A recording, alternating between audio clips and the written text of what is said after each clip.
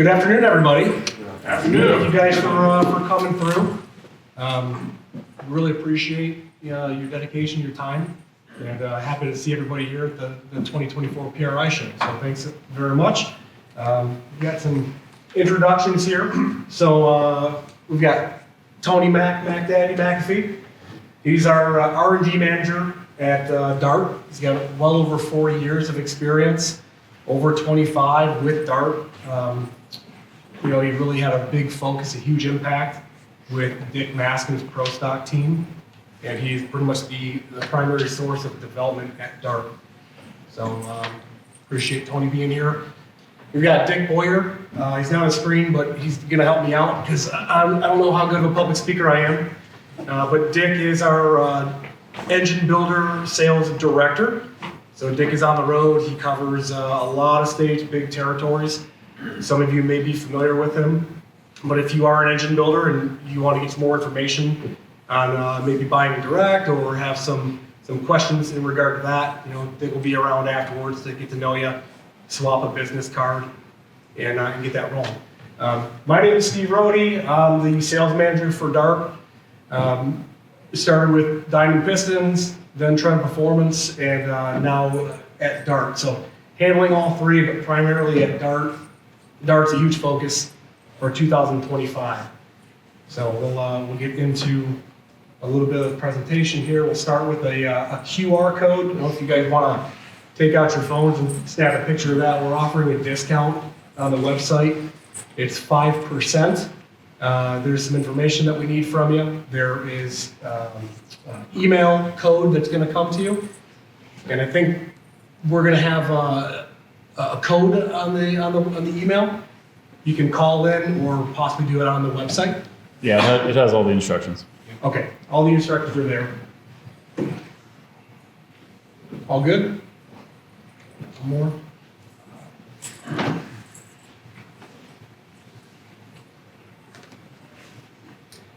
There we go. Okay. All right, so we're going to start with kind of like our product development funnel or the process. We start with 4 pillars of the full process, right? We begin with the ideation. Internally, we research the opportunities for what the market's looking for. We get a lot of voice of customer. People will call in, people will approach us at a trade show, at a race event. Hey, why aren't you guys doing this? Why aren't you doing that?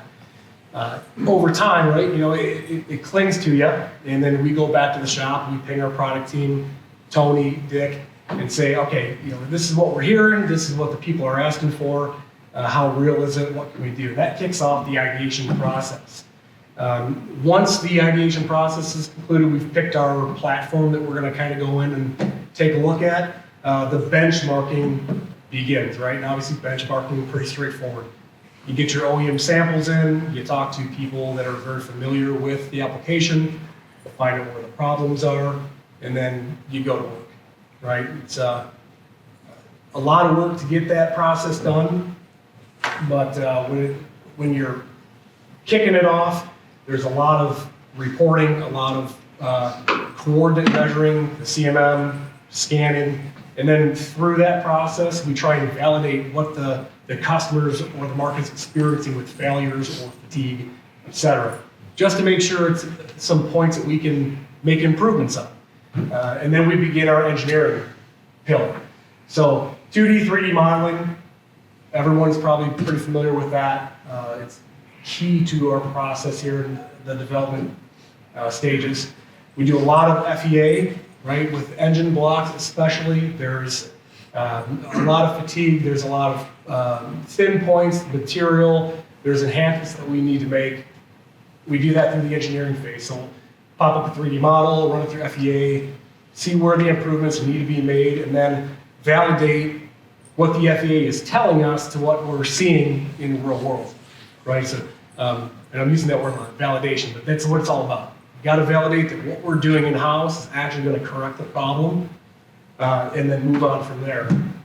Next up, obviously, prototype validation.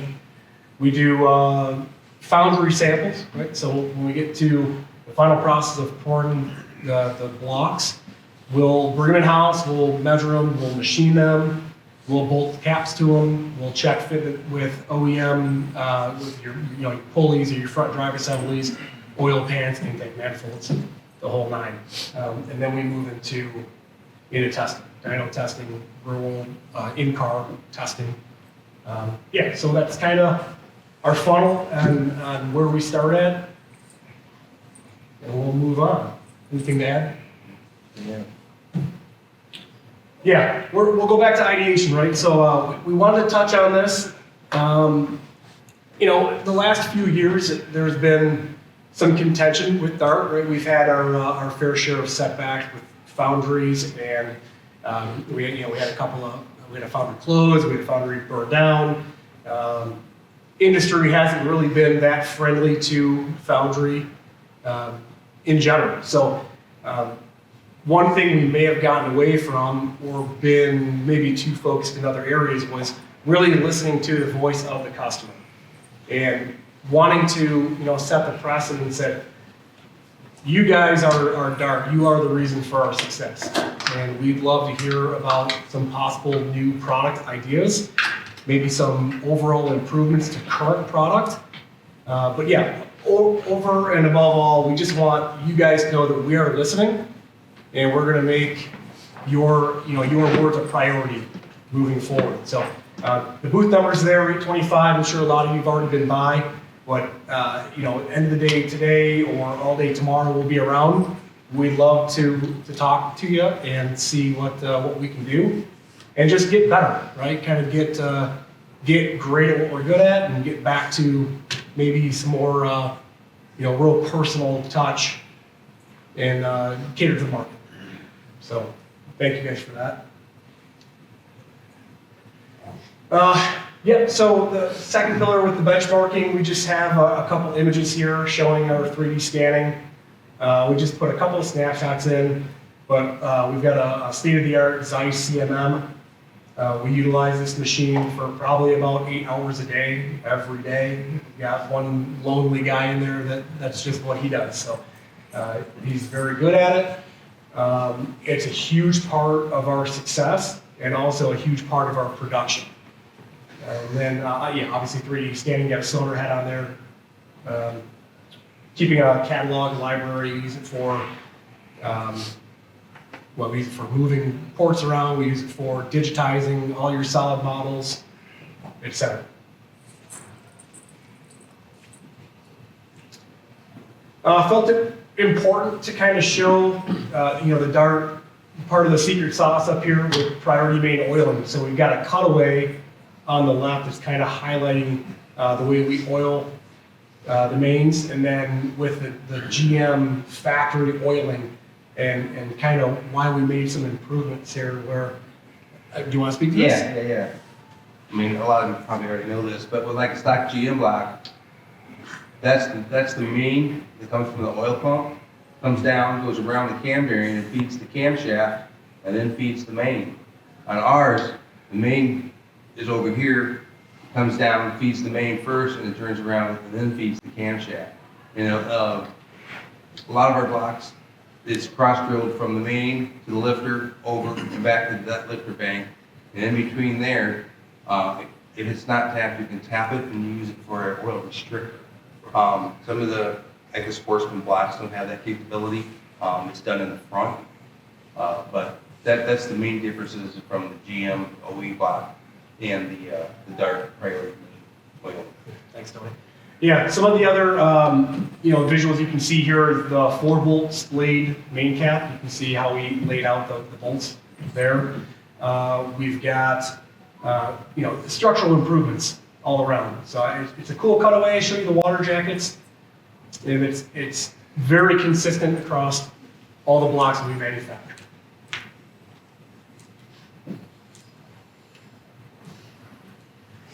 Moving to engineering, right? So post benchmark, we get into engineering. We kind of have an idea of what parameters we need to increase or improve.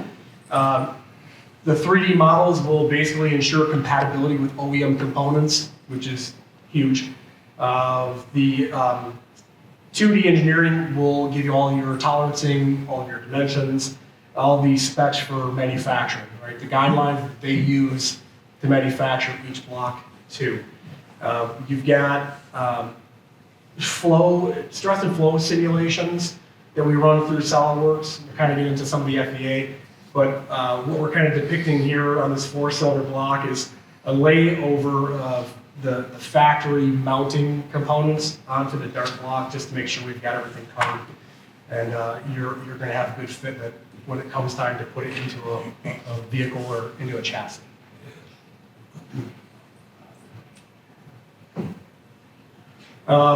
Here's more of the failure analysis here, the FEA.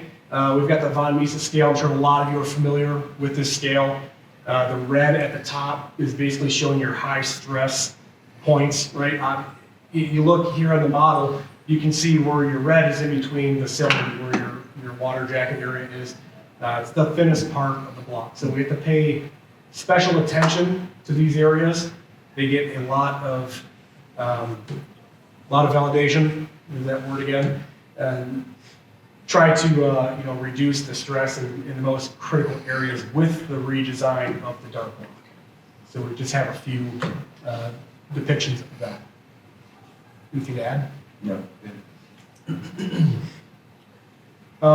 This is big time right here. We've over the years, right? I just told you guys, foundries have been difficult to come by. We've had our fair share of setbacks, but we're proud to say that every dart block is poured here in the USA, right? We've got a few states that we work out of. There's a lot of buzz. The last couple of years, dart sourcing blocks from China. That's not true. We source from the US. We own all of our tooling. We use the best iron and aluminum that you can get. And yeah, so it's important to touch on this, I think. Nick? Yeah, in this country, foundries are getting to be very hard to come by. I don't know how many of you guys have ever worked in a foundry.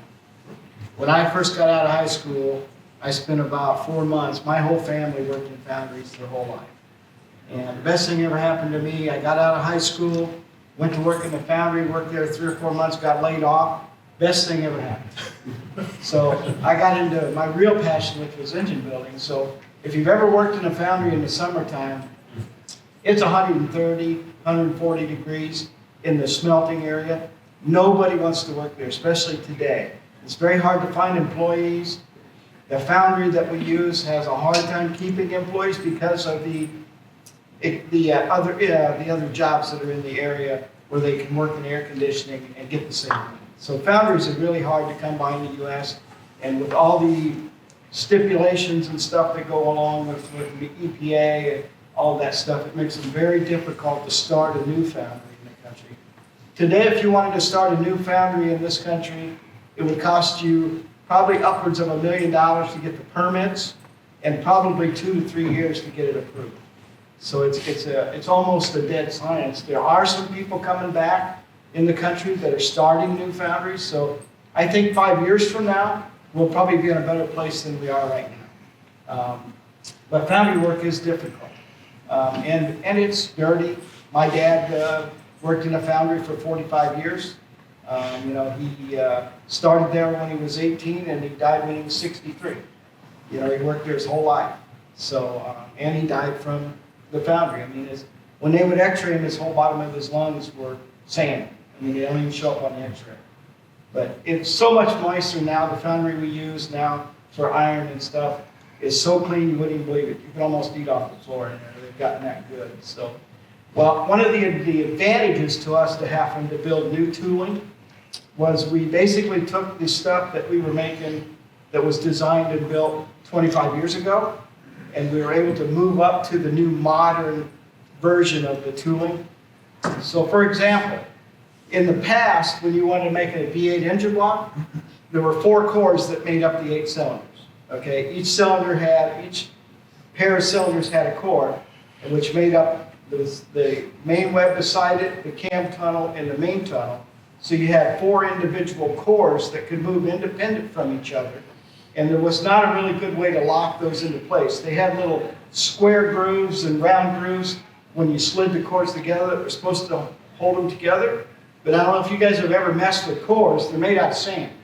So if you're not very, very careful when you put those cores together, they can actually move independent from each other, that's what we would call core shift, is they could actually move as much as 30 or 40 thousandths, or even more than that when you put them together. So there was no real good way to hold them together, and the way they retained the water jackets in them, and the way that they retained what we call the end covers, which the end covers basically make up the front and the rear of the block that's not part of the green sand. So those all go together on the ends. The old way of doing that was they would put all four of these cylinder cores together, then they would slide it into the rear cover and rotate it on its end, and then they would slide the water jacket cores on that had tangs that went in the front and rear cover, and then they would put a stud down through the main tunnel and the cam tunnel, like a 3/4 inch piece of all thread, and then bolt it together. And that's how they held it all together. Well, you can imagine bolting sand together, not a real good process. So if you weren't careful and the person bolting the sand cores together was not experienced, he would fracture the rear cover core, the front cover core, or possibly even a water jacket core. So the new process is in the middle there. So when you look at it now, this is the old process. So there's all 4 cylinder cores right there. That's all 8 cylinders. This is the new process. So all eight cylinder cores are made at one time. So when they make the core, this was a unique process that they developed at the foundry that we use. The very first dart block made using this type of technology was the Dart SHP block. Okay, so that was the very first block made for Dart with this new technology. And there's a couple things that really make a difference. One, you got that one-piece core, so there's no core shift between cylinders in the cam tunnel, in the main tunnel. The other thing it did was because of the way they connect the water jacket cores and the deck cores and the what we call the main core, the pan core, oil pan core. The way they connect it now, it's harder for it to move. It used to be those cores just hung in there off of the deck. They actually screwed the water jacket cores to the deck core, and there was nothing that supported them at the bottom. So it allowed, when the iron went in, it allowed the bottom of the water jacket core to move front to back or left to right. The new way they do it, they're actually what they call chaplets in there that hold the thing in place. So when the iron goes in, it can't move as much. It still can move, not nearly as much. So that allowed several things. One, less variation in cylinder wall thickness. And also, now we can make the outside of the block, the valley, those kinds of places thinner than we could before. In the old style deal, they really tried to shoot for 280 to 320 minimum thickness of cast iron. With this new technology, you can get it down to around even under 200, 180 to 190, even if you wanted to. So it allows you to make a lighter casting in the areas that really don't make that much difference, like the exterior of the block. So that really innovated the new stuff, and you'll notice on our new blocks, they look nicer, they look cleaner in the casting, the locations are better, as far as when you look at the casting and look at how much movement there is in the casting. So the new foundry technology has really jumped up, and as you all know, the Dart SHP block is probably the lightest aftermarket block on the market. And part of that ability to do that is that new technology that allows you to run thinner wall thickness, cast to cast. So. Thank you. Okay, so yeah, basically all of the pillars, they end here, right? Your prototype validation. We're showing a couple of engines that we've been testing. Tony recently built a pair of engines, three engines for the race winning Grand Standard offshore boat. Yeah, actually, the picture on the left is us down testing one of the engines that actually goes in the offshore race boat for race winning brands. Not only are we doing for power testing, but for durability testing. Then it went into the actual boat, and raced for 2 seasons now. Obviously, we freshen them up every season. But as we freshen them up, because of the literal abuse that these engines go for, we can actually see some of the shortcomings in some of the things that we sell and manufacture that we have corrected on our end for this type of application. One that most notably is exhaust seat material we used in the marine applications. Originally we were using a powdered metal exhaust seat, but now we've gone to a high tungsten, high nickel seat to try to keep from having all the valve seat erosion that we're having in this application for the marine industry. So that's one of the things that we've actually done in our testing and actually pushed off into our production pieces is that seat material. On the picture on the right is actually a 2J block during an engine dyno test. Just taking a picture to see the full blowing headers. Yeah, you know, the 2JZ has been a heavy hitter this year.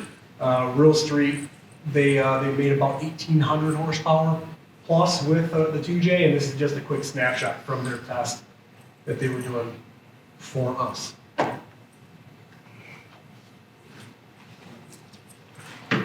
Commitment to quality, or promise to quality. Very important to note that I'll say every few blocks is 100% CMM tested, but every single block that Dart produces is coolant tested. Yeah, pressure check. Sorry, excuse me.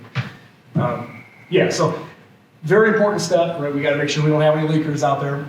So every block is pressure checked, and then we also have a select few, batches of very high-end blocks that get 100% CMM as well.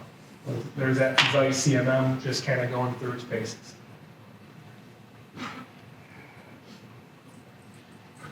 Yeah, so basically, here's kind of the recipe, for Dart, right? This would be our part of our secret sauce, right? So obviously, revised oiling system, so priority main oiling across all the blocks.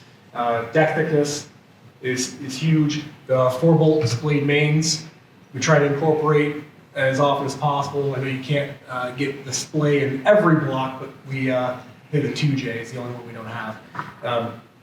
Coolant passages. I know Windick was talking about Foundry tooling and the consistency of the cores and the tools, etc. Speaks to the cooling around the cylinders. And then multiple deck heights, right? For your LS Next, we go all the way up to 9 3/4-inch deck height. And then 6-bolt cylinder head fastener. Right? So we had a couple of questions on that this morning. So we'll keep on rolling here.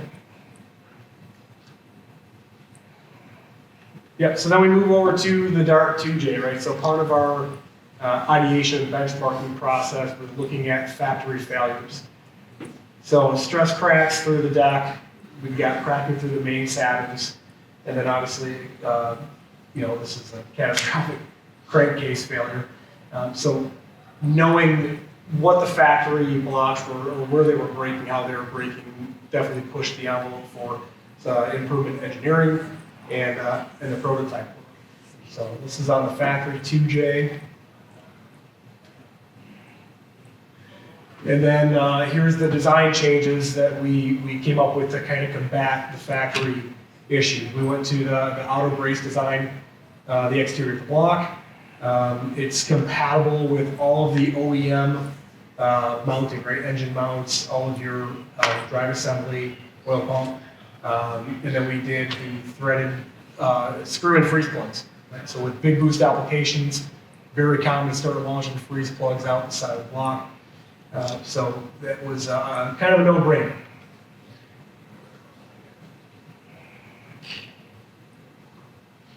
Then we have another diagram here kind of showcasing the coolant passages. Increased deck thickness to 750, I believe factory is under a 1/2 inch. Block case, what do we have here? We have 230 thou on the outer block case thickness, which is near double what the factory is. True Siamese bore design, right? So I know the factory blocks have steam hole drilled in the box pattern. Some of the factory blocks, you'll actually see witness marks of the steam holes due to stress and the blocks moving around, cylinders moving around. And then the bulkheads were designed to accommodate either an 11 mil factory or a 1/2 inch head stud upgrade. More on the 2J, right? So you factory main design, right? It's a 2-bolt main cap design. We incorporated a 4-bolt, true 4-bolt main with M12 centers and 10 millimeter outers. And then billet steel main caps are on every block from Dart. And then of course the bulkhead thickness down here in the crankshaft area compared to the factory, it's a night and day difference. So yeah, very, very proud of this design. It's already been proven to make a ton of horsepower. And so far, all of the engine builders that we've worked with and had their hands on them have nothing but great things to say. So very, very proud of that. Here's your final product, right? So we are, full production. We've been producing these blocks for about 5 months now. And this is exactly what you get. Right? What started as a prototype, or I should say what started as an idea, has now led to production. Right? So it took us a little while, but here's the final product. We're proud to say that we're ready to take orders on these, and they are available to ship. Moving on to our Gen 3 Hemi. So the Hemi was fun, right? The Hemi took a long time to develop. The Hemi kind of had a couple of starts and stops, but we finally got it figured out. We got it nailed down. What we're showing here is factory oiling underneath the camshaft here, and then come over to the redirected or relocated priority main oiling for the Hemi. So there's a completely overall design change. 4-bolt split mains again, revised oiling, and cylinder thickness, deck thickness, improvements all around. Here's your main cap design. Two bolt mains with the cross bolts in the factory Hemi to our splayed main, reduces all your cap lock and threading issues. Crankcase windage was a huge aspect when we kind of redesigned this deal with your factory. You explained it to me earlier, Tony, your factory oiling was hitting the cam first, going down to the crank, causing... Yeah, plus with the factory block, you got all these separate compartments. Once the windage starts, they've got no way to communicate and get rid of the windage. What we've done, we actually learned this on the LS, was not having the side bolts. This is actually open. So all these compartments cannot communicate, and we don't have a windage issue like you do with the standard wide block that's been in production forever. It's just one way to actually help that windage thing, which windage in 6,000 RPM plus is a huge, huge thing.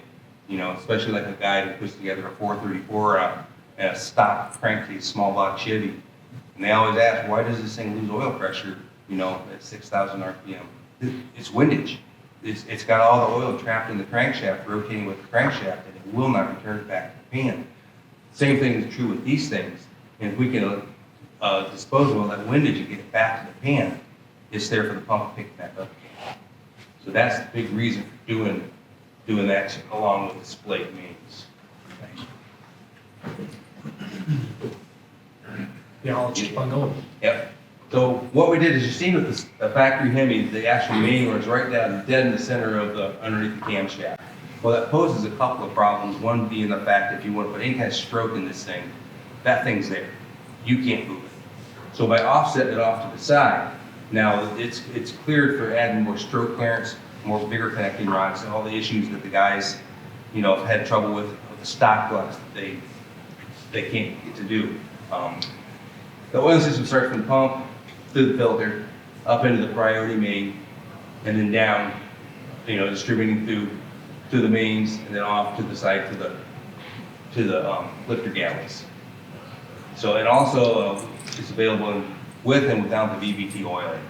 So that's a big plus too. So if you was still running the missions card, you know, with all the options, that is still there. Yeah, so all of that gets us to our final product. Again, you know, the Gen 3 Hemi is very much available. We've got applications, or it's in vehicles right now making around 2,500 horsepower. It's been consistent power, it's been very abusive power, and we're proud to report that we've had 0 issues. So, yeah, if anyone's interested in the Gen 3 Hemi, we'd love to talk about it. Then, huge point too, we have the ability to do a 4 1/4 inch bore and a 4 1/4 inch stroke in these blocks. So there's a lot of material to play with. Here we are showcasing a few of our wins, our victories. Some dark power cars. I'm sure the Speed Demon, everybody knows Speed Demon, is 400 mile per hour this year. 440 or something. 440. The RWB offshore boat that we spoke about earlier is down there on the bottom. We got a couple engines that we're freshening up right now for it, and then we've got a nitrous big block over here. So I do a lot of work with Pat, and it's been great. So just wanted to showcase some of our victories. Yeah. So this is a big one right here. So a huge announcement here for 2025 is. You know, Dart's made a capital investment to growing our billet cell.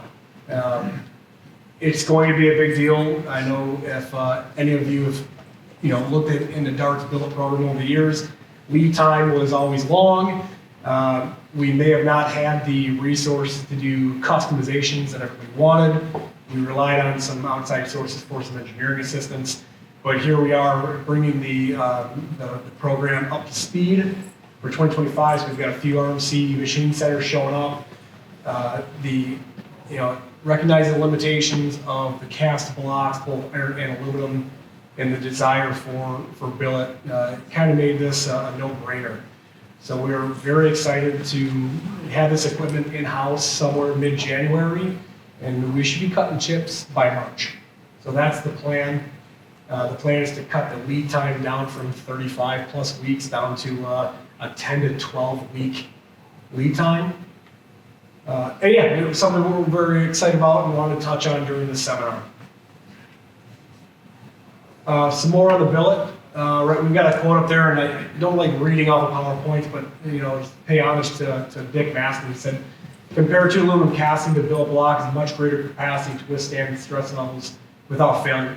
The material gives the customer strength of 70-75 aluminum, and with elongation, that's 5 times greater than cast aluminum. So we all know the power adders today and the parts, the components, they're built better. It's easy to make big power, right? The limitations through your castings, they're not there. So at some point, you will likely need to go to a billet solution if you plan on making more power and staying on the podium.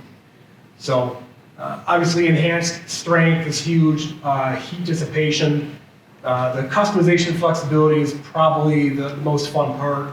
Although we are going to have a couple of catalog type blocks that we're going to be kind of near netting, or Kanban is a comment where you get the blocks almost ready to finish, and then it cuts your lead time down significantly when you start taking orders. So the advantage in weight, it's less weight, very strong, and repair. You blow it up, you can likely repair it, where cast aluminum not so much. These are a few of the offerings that we're going to be focusing on. We got LS, we've got the 4400 bore space small Chevy, small block Ford Winter, and then obviously the Forge 840 bore space big block stuff. We'll be offering multiple deck heights in each application, camshaft size, lifter size. You'll be able to do a key lifter board 937, multiple main crank mains available. Missing anything here, Tom? No, I think you got it all. Okay. Water jacketed, non-water jacketed, wet jet deck, or dry deck. Yep. Probably Head stud size is probably another option that would be. Yeah, I think about the only thing that we're not gonna wanna do on these blocks is be doing custom patterns and stuff like that. Not This is gonna be just your, sizes. yeah, size, this is gonna be like your catalog offering, so you call in and say, hey, Steve, I need a 10-inch 200 billet LS. We're gonna have something that's, 65, 75% of the way complete. In 3 to 4 weeks, you should have a billet block at your doorstep. That's the goal. More in the engineering, right? So custom designs, which Dart's done all along. Just kind of showing a couple of designs here. And the ease of ordering, right? So you call in with a need. You're going to talk to a sales tech guy. We're going to get a work order, speak with engineering. We're going to get stuff rolling. If we ever have any questions and need to, consult with the customer and the engineering team, those services will be available. The collaboration is what kind of makes this whole thing work really well. And you guys need to, be able to have that conversation for what your needs are. Like Tony said, water jacketed or solid designs. And then we're going to be doing full range of offerings from 4-cylinder to 10-cylinder engine. So we're going to broaden up our horizon a little bit and try and cater to all the markets. I guess that kind of brings us to some questions. So if you guys have any questions, please feel free. I'm rip. Which platform is most popular with you guys? Well, I'd like to say LS, but the truth is we manufacture more Gen 1 small block Chevy blocks than any other application out there. So, Gen 1 Chevy, small block. You mentioned beat time, is that the Viper beat time? For the billet? Yeah. If you want to put it in your Viper, that's fine too. We can do that. They'll fully customizable. Whatever Viper, Lamborghini, Audi. Yeah, we will do basically any custom block you want to make, we can make. Oh, okay. Yeah, Yeah. it's just a matter of engineering time and lead time for a new project. If you want a Billet Volkswagen Beetle engine, we'll make it for you. Even better. How do you put the water jacket in a billet block, actually? Other than not easily. How do we do it? Yeah. Well, because of years of doing all of our own work as far as, once we developed course and doing all the tooling for castings and stuff, we know how the water jacket is supposed to look in the head of the block or whatever. So because of all that background knowledge of how to do that, we basically apply that same knowledge to doing the water jacket in a billet piece, except for we're not having to make a core box to make the core to do it. We can actually machine it into the block or the head, and then weld a plate over it. So it's basically the same, and we can dictate how thick the wall is going to be in particular places too to give you more or less water. So because of all that experience with castings over the decades, we knew how to do that. That was one of the big questions when we first started doing this billet stuff, is how to water jacket it. So we just weld plates on top of it from there, and then it gets heat treated. So the plates, the weld, and the blocker head actually become one because they're welded before the heat treatment. And the same material, and it's the proper rod for marrying those two, that material, and to get heat treated. Small block Chevy SHP, what do you guys had for horsepower on that? Oh man. That's kind of a misleading question. Yeah. Because horsepower and RPM are something that are hard to determine. One tuner could make 2,000 horsepower, not on an SHP or an SHP, but one tuner could make 1,200 horsepower keep it together. The next guy can't make 500 together. Are you asking more along the lines of like the limitations of the SHP? Yeah. Right? I mean, I hate to put power numbers on anything. We try not to do it, but we have guys that have made 1,800 plus horsepower consistently with no issues. I've also had guys blow them up with 400 horsepower. Yeah. What's your application? Nitrous. Yeah, you're probably, the SHP block probably is not the guy you want. Well, it depends on how big the hit is and how much base power it makes. And detonation's an issue. I mean, material, iron material is the difference, a lower class. The casting is really not designed to absorb much detonation. That displayed bolts for 3/8 on the SHP Right, versus so it can't smooth. 7/16s. So that would be something you want to look at too. So That's if I'm more putting like- engines together for people, they come to me and say, I want to do X, steer them off the I SHP guess- onto the, It would really depend on, how much base power it makes. If it makes 500 horsepower base, you're fine.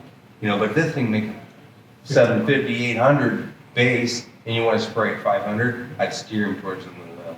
all right. Actually, there are options in the little M to help that thing live better. It's not in the SHP. And definitely, if he's doing any kind of power adder, he's gonna want the SHP Pro block with the billet and caps on it. Double caps. Yes, sir. With aluminum blocks, how accurate is y'all bore sizes compared to the piston setup? For like a cast aluminum with a sleeve? Mhm. Yeah, when you say accurate, you mean what's our tolerancing or? It's the or- actual tolerances. We offer multiple bore sizes, but the liners that come in are, they're Darton liners, right? We exclusively use Darton for all that. We've never had a problem. I think they do a really, really good job for us. Are you asking for location or bore diameter? Bore diameter. Okay, so all of our stuff, for the most part, is semi-finished. Yes, the semi-finished is at least 15 thousandths of stock left in to be honed. If you would like to have us hone it and prep it, we also offer that services too. So if you want to do it on your own, just do it by the way that it sets, or you could have us hone it and prep it for you, or just hone it if that's what you desire. So we offer all those services also. Tony, explain the X pattern lifter setup. Okay. Dardex lifter pattern. The reason for it initially, back in my early days at Dart, early days, was to move the lifters to a point where when the push rods are in the engine, instead of being like in a big block, they said it would be to go around the intake port. So what the goal was, is to take that V and straighten it out, and stand these push rods straight up. Reason being, you ever take a stick and try to push on something sideways, it doesn't do a very good job. So when you stand the push rod straight up, every thousandth of movement, besides deflection on the push rod, but every thousandth of movement in the lifter moves the rocker arm that same thousandths. If it's at an angle, that thousandths is not the same thousandths. So the goal was to straighten them out. And then also we would look to see, you'll notice some of the bank angles on some of the lifters are moved some in the Dardex also. And that's to keep, when the lifter's here, and when you're on the base circle, the push rod has to be dead straight up in the ball of the lifter also. It can't be at an angle. In a factory engine, it's at an angle, and as it comes up, it goes past center like this as it lifts. So there was actually two things to move the lifters. So the push rods are straight, and to straighten out the bank angle, so the push rods in the engine are pushing straight down, or the lifter's pushing straight up into the push rod.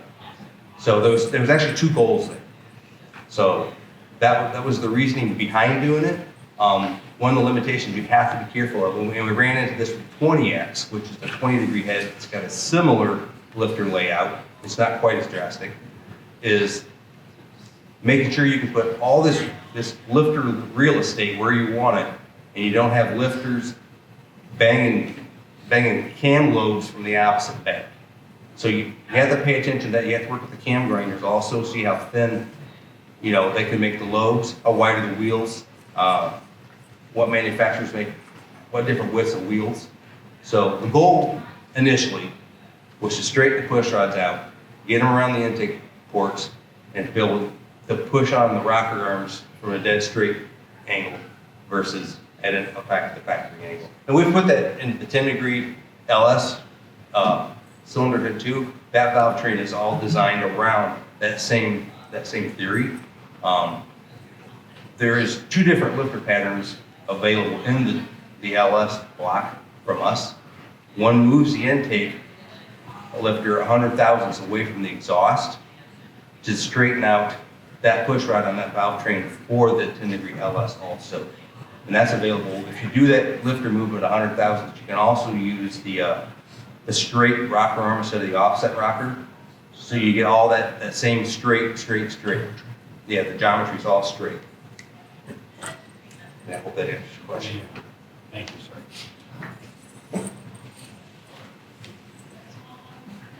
Steve? All right, no more questions here. We appreciate everybody coming out.